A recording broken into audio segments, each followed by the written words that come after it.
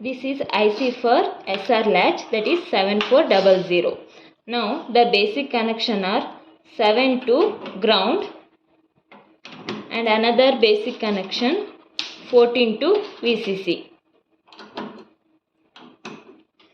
First we see the inputs. Here 1 is given to the input. Next 5 is given to the input. Here 2 is shorted with the 6 and 3 and 4 are shorted.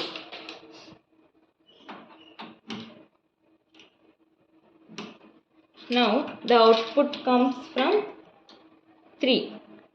3 is one output, that is Q, and 6 is another output.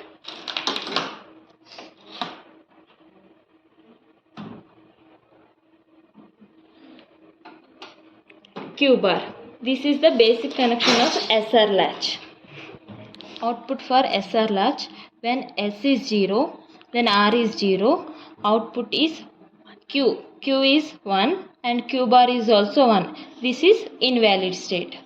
Next, when S is 0, R is 1, then output Q is 1 and its complement is 0. Next, third state, when S is 0, S is 1, R is 0, then its Q is 0 and its complement is 1.